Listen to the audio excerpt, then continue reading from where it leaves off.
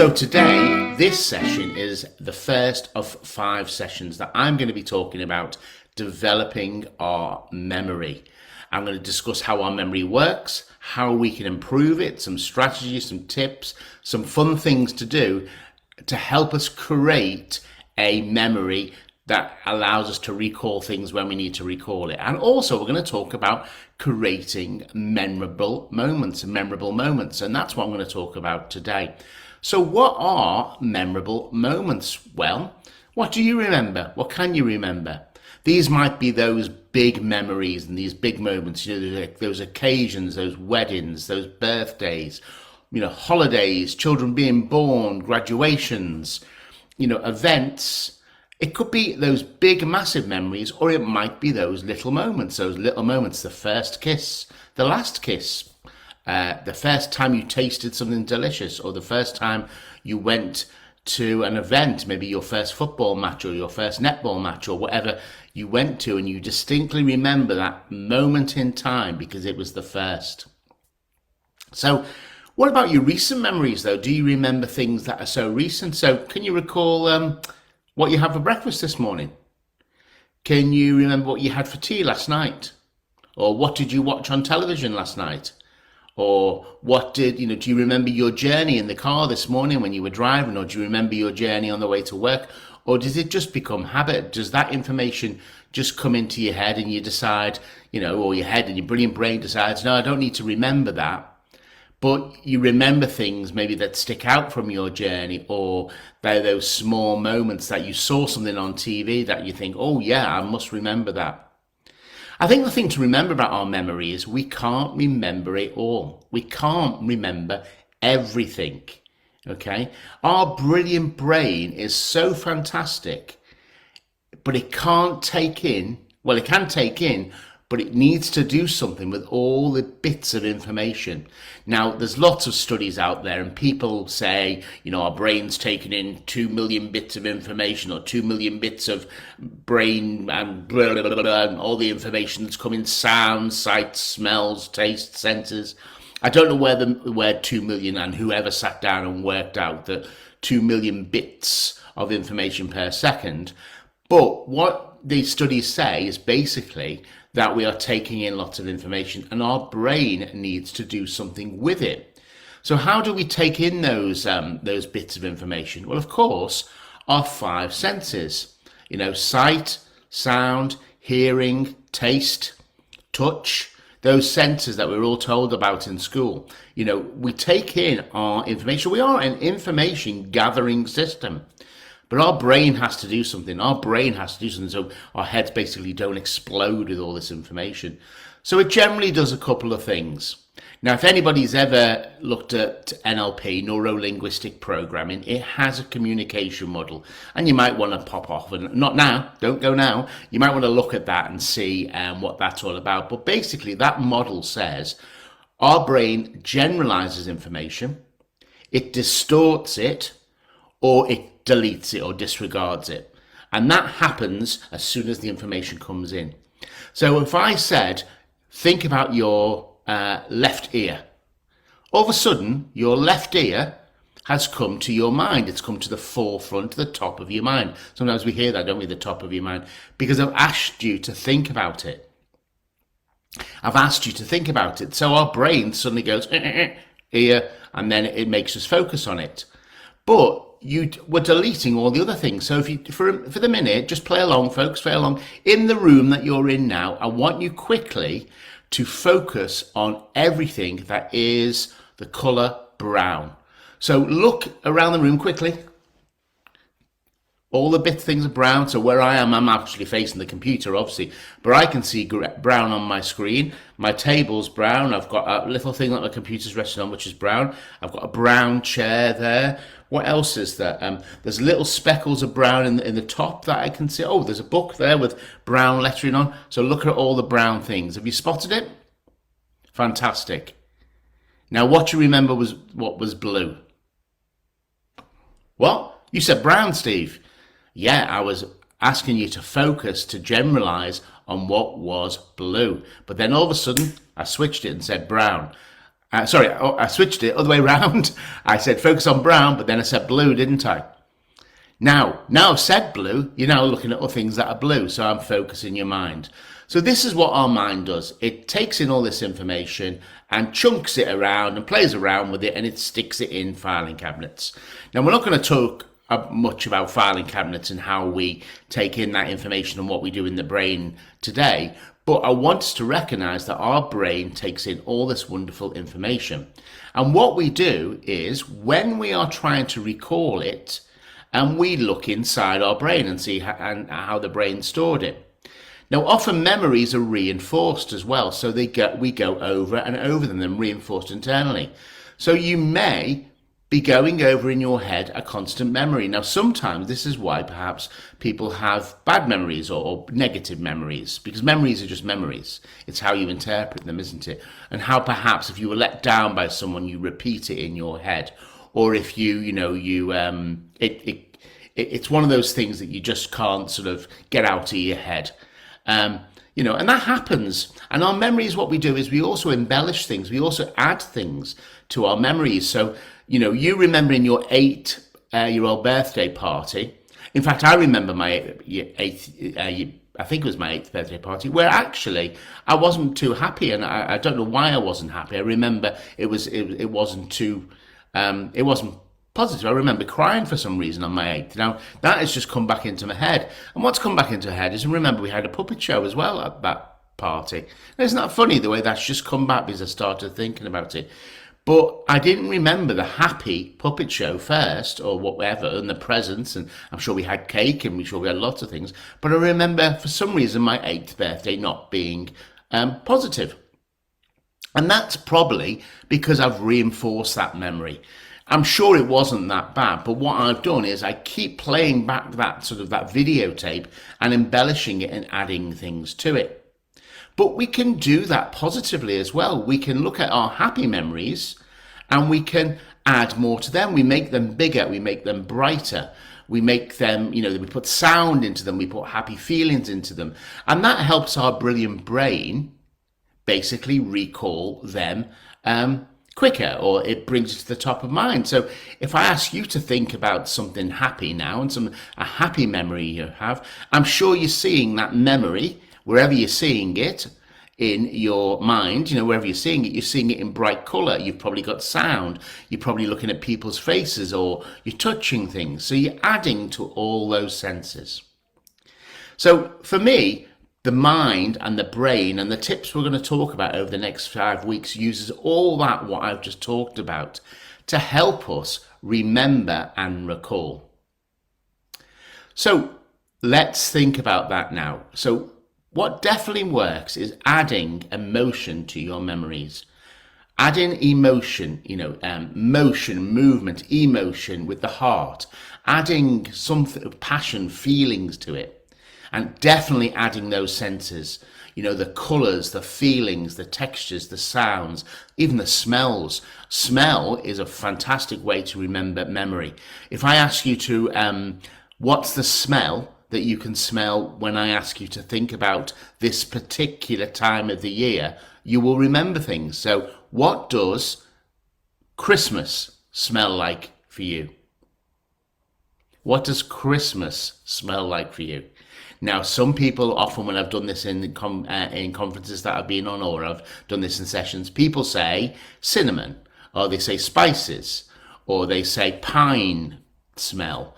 I have the smell of, funny enough, bleach in my head. What are you talking about? And that's because my mother used to work really hard, and she used to work hard on Christmas Eve and then come home and clean the house. And I remember when that process started, that's when Christmas started to begin. The smell of cleaning products, and isn't it funny how that just brings into my head? You remember the ambience, and some people can't describe that feeling of the ambience, the atmosphere. But have you ever been to a restaurant where you remember the atmosphere and you remember what it was like, or you remember being on a cold morning, having a walk, and you remember how it felt? So there's some wonderful things our brain does with memories. But why don't we look at some strategies for today to remember magical moments. Let's remember some magical moments and put them in our memory. And of course, I've got 5 strategies and tips to talk about. I like to do my 5 things, and that's a memory technique, by the way. Every time you may see me going 5, you click something in your head. So let's get on with my 5 memory techniques. So number 1 is, if you want to remember a moment, take a mental picture in your head and take the time. A lot of the strategies we're talking about is you have to invest some time into what you're doing to make them work. So if you want to remember a moment, sit or stand and breathe, okay? Have the intention that you're going to be recording what you're seeing and what you're hearing and what you're feeling. Pick up on things of interest. Just like, imagine you have a TV camera, not a TV camera, a video camera, TV camera, phone, and your brain is recording. Notice things. Notice that woman in the blue dress. Notice that man who's juggling. Notice the way that child is sitting. Notice the colours, okay? Notice the unusual shapes of buildings, or perhaps how they all fit together. And ask yourself, as you're doing this, say to yourself, I am recording, I'm remembering this. Ask questions. Why is this scene like this? Why is it unusual? And really record it in your head. Now, that sounds a big process, but it's not. It's just taking a moment. It could be a snapshot. It doesn't have to be a video. And then stop, close your eyes, try and recall what you've seen and what you've put into your memory banks there. Open your eyes and compare with what your memory says. And then just do it once more. And it's almost like you're locking that memory in. So the first tip, number 1, is taking the time to remember the moment and use all your senses. Number 2 is to watch your language. Use positive words about memory. A lot of people say things like, I've forgotten, I can't remember. When actually, if they didn't say, I've forgotten or I can't remember, they've put that barrier to their brilliant brain, because you're basically giving an instruction to your brain to saying, don't remember, forget it. Okay? Change your language. So I'm going to recall this in a minute, or I'll remember it in, or what if I could remember that now? Or, I'll recall this. Just try. Don't try, just do. Just do. Just go, right, okay, the memory is, you might think of something that links to it, but often if you use the word forget, or I can't remember, you will. You will forget, and you can't remember. So use positive language about your memory. I've got a brilliant memory. I've got a brilliant brain. I've got a memory that takes on information, but it just takes a little bit of time for me to pull it out, okay? That type of thing. Number 3, memory tip, magic memory moments tip number 3. Use your phone and use the tools that you've got. I said our brain can't take in all this information, so help it along. Give your brain a little bit of a handy help. So use your phone. I use my phone all the time now to take pictures of things that I just need a little mental jog with. So for example, I will be out, I have an example yesterday. I was in a bookshop yesterday and I saw a book that I thought, oh, that looks very interesting. And then I started to try and remember it in my head and thought, do you know what, just take a picture quickly, Steve. Took a picture, and that sort of went into my external brain. Okay, the trick here is what you do after you've put it into your external brain. Okay, so I have, for example, a couple of folders on my phone, and one folder is just things to, just general things to capture that I need, like information. So things I want to read, or maybe the Wi-Fi password. In fact, this was yesterday. I looked at my phone in my folder, my memory folder, and I had the following things. I had a book I wanted to read, which I talked about yesterday. I had a Wi-Fi password, a recipe I saw in the metro, the times of my barbershop, because I'm always forgetting when they're open late, and also I'm going shopping later and I want to get the same type of clothes that I've got, so I've taken a picture on my phone just to remember. So they're the general sort of tips about remembering things, that you're going to use that information. But what about capturing the moment like we did with our mind trick in number 1. Why don't you take a picture a day that's going to remind you of what you did that day?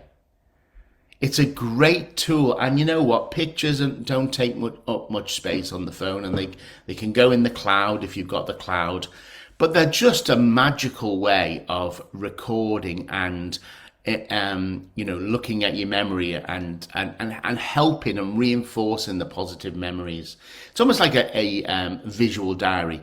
So here's a challenge. Why not capture 31 magical moments this month on your phone? Consciously, each day, take a photo. And then in 31 days, you'll be able to look back at them and you'll start to recall all those happy memories. And that will help them in your mind. That'll put them in the filing cabinet of happy memories.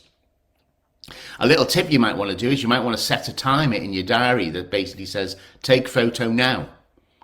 You know, you put in your calendar or your reminder app, take photo now, and just literally take the snap of the photo. So my photo now would be me here. I'm just getting my phone out. I've got my phone out and I'm going to go, boom, photo done. There's my memory for today. Now you're thinking, that's boring, Steve. You've just taken a picture of me watching you watching me. But you know what? When I go back and look at that memory photo, I'm going to be filled with emotions and feelings. I'm going to be filled with, wow, isn't it great that you get the opportunity to speak to brilliant people every Sunday or on the internet or YouTube or wherever. Isn't it amazing, Steve, that what you've done, you made some notes and they look great notes. They look well organized. Or, you know, I'm very thankful and grateful for the things I've got around me, my computer, my fresh glass of water. Can you see how that creates magical moments?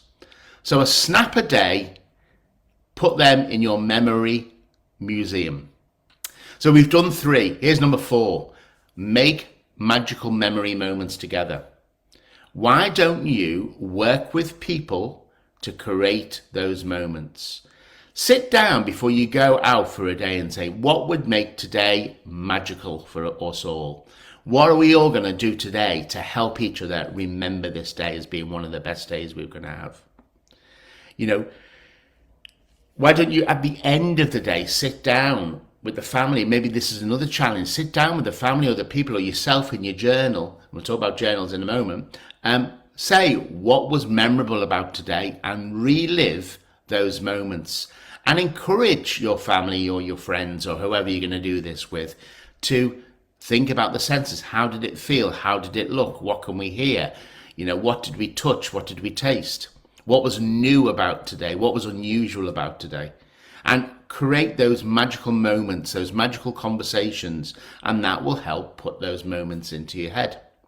And the last thing, I've just said it, number 5, invest in a journal. You know what? I've been using journals for years, and I only write once a week in my journal a paragraph of what I've done each week. I don't write loads and loads. Some people do, and it's fantastic. But for me, I spend in my journaling time, I spend the first 5 minutes writing what's gone on in the week, and I can go back on my phone and look at my pictures to remind me.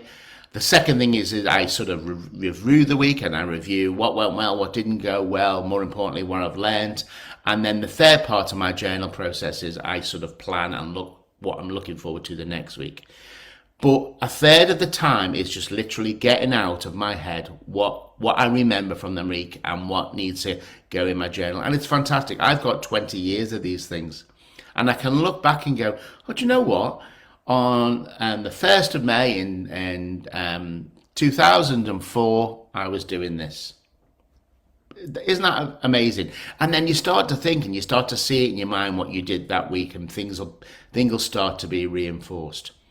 Some people have started, actually, I've heard, after I've been talking, a family journal. They sit down on a Sunday with their family and get the journal out, and they encourage their children and their partners to say what went well this week. They make a scrapbook of family memories, and the kids can draw, or people take photos. Some people have done it electronically. Some people do it in a PowerPoint format. So basically they have a PowerPoint or a slides or whatever you use, and literally post words or post pictures or memories into a PowerPoint. And then at the end of the year, 52 memory boards can be shown for the family to remember. Isn't that brilliant? And don't forget, when you are putting memories down, make sure you use all your senses. You know, you're writing, you read it out loud, you add memories, you sort of add your senses, make it a physical act, you know. Jim Rohn, who is a fantastic personal development writer and trainer and speaker, he said, a life worth living is a life worth recording. A life worth living is a life worth recording. So how are you recording your memories, and how are you adding that to your memory bank? So there was lots there, folks, wasn't it, about memory? We talked about perhaps a model of the way our brain takes information, and I suggested there was 5 things we could do to start creating those memories. You know, number 1, remember that moment, take that mental picture. Number 2, watch your language about memory and make sure that's positive, and it reinforces your brilliant brain. Use the tools that are at hand. Use your phone, write things down, use post-it notes. It's okay. Help your brain out. Make moments together. Be conscious about making moments together. And then lastly, write it down. Get it in your journal so you record it. Now, all those things I've talked about there, those 5 ways to make moments magical and remember them, we are going to use some of those techniques over the next 4 sessions, where I'm going to be talking about how we can use specific tools to remember, firstly, but also recall things that we have remembered. Next week, we're going to be looking at lists. We're going to be looking at how you can remember a shopping list without writing it down, and how you can add to it as you're going along, and how you can recall that list, not 1, 2, 3, 4, 5, 6, 7, 8, 9, 10, or 10, 9, 8, 7, blah, blah, blah, backwards. Any point you can remember on that list. You'll be able to remember your shopping list and go in to your local store and be able to recall 10 items. You can also use it for other lists. You can also use it for other things. Okay, so that's what we're going to be doing in our next session. So don't forget, language, look at that, look at that. I did that on purpose, by the way. Don't forget what you're telling your wonderful brain. You're telling your wonderful brain to forget. No, we're watching that language, folks. So what other language could we use? What other language could we use? Make sure you tune in. There's one next Sunday or next session. Make sure you look. Make sure you diary this and to remind yourself that you're going to watch it. Pop in. Looking forward to the next session.